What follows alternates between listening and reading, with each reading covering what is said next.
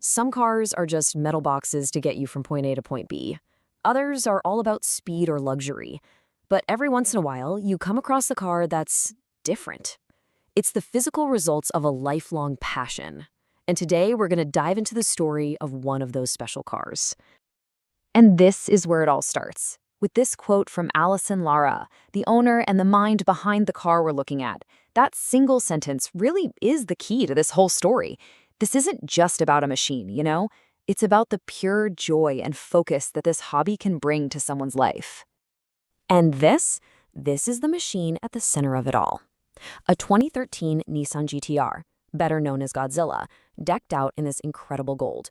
It's a car that doesn't just ask for your attention, it completely demands it. So let's pull back the curtain and get into the amazing story behind this golden beast.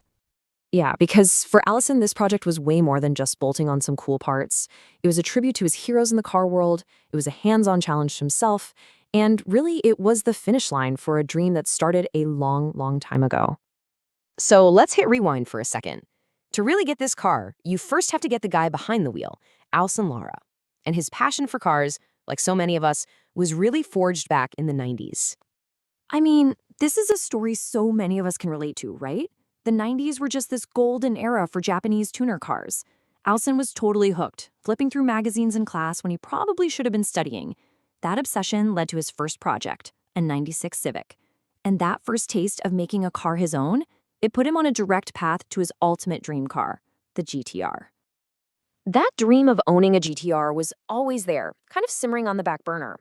But when the perfect chance to actually buy one came up, it brought along this irresistible urge to modify it. And that feeling would end up defining this car's entire story. So when Alson first got the GT-R from a friend, it was already a really nice, clean car in its original gun metallic gray. And the plan, the sensible plan, was to just keep it that way.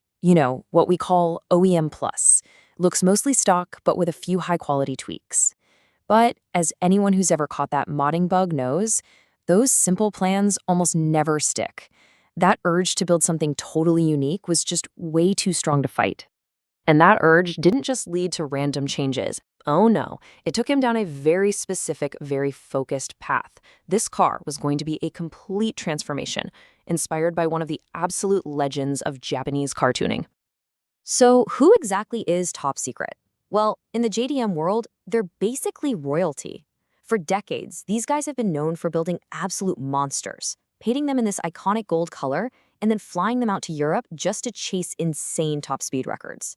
They represent the absolute peak of that scene, and that's the legacy Alson wanted to honor. Of course, if you're gonna build a tribute to Top Secret, it has to have the muscle to back up the looks. The car was already quick, but Alson pushed it even further. He added things like high-flow downpipes, a full titanium exhaust, and a flex fuel kit so it could run on E85. This thing was never, ever going to be all show and no go. And this is the result of all that work. 630 horsepower. And that's measured at the wheels, which is super important. That number already accounts for all the power lost getting to the pavement, which means the engine itself is making way more. It's a huge number that gives this Godzilla the kind of fire-breathing power it deserves. Okay, now for the part that just screams Top Secret, the visual transformation. Alson got his hands on a complete, authentic aero kit straight from the legends themselves. We're talking a new front bumper, wider fenders, side skirts, and that unmistakable rear wing. It's a total makeover that gives the car that aggressive, iconic look. And the attention to detail didn't stop there, not by a long shot. Inside, you've got classic bride racing seats and a Mind steering wheel, keeping that high-end Japanese tuner vibe going. The car's stance is sitting perfectly on those classic HRE wheels and sport springs, and a serious brake upgrade makes sure it stops just as hard as it accelerates. But here's what might be the most impressive part. Alson didn't just write a check and have a shop do all this. He and his friend Mike, who he actually bought the car from, tackled the hardest part of the build themselves. Installing a body kit like this is no joke. It means cutting, trimming, and spending hours getting every single panel to line up perfectly.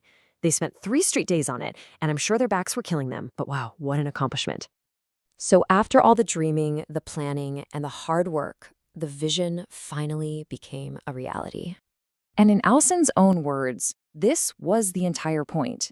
to create a catalog build, basically a car that looks like it could have rolled right out of an official top secret brochure. It's just a perfect execution of a tribute. It's true to the original spirit, but it's still his own. But as any real car person will tell you, a project car is kind of a living thing. It's never truly finished. In a lot of ways, the journey is the whole point. So that raises the question, right? What could possibly be next for a car that already seems so complete? Well, turns out, Alson has some seriously big plans for the future. See that gold wrap? That was just a test run. The ultimate goal is a full-on, proper gold paint job. And the list keeps going. More top secret parts, a full coilover suspension system for perfect handling, an even bigger brake kit, and eventually, bigger turbos and a built transmission to push the power into a whole new territory. The passion is clearly still burning bright. And that kind of brings us to a final thought. Alson's story is an awesome look at one incredible car, for sure, but it also reflects any creative project. It doesn't matter if you're building a car, making art, or starting a business. If it's fueled by real passion, is it ever really done? Or is that constant desire to tweak, to improve, to just keep going, isn't that the whole point? Something to think about.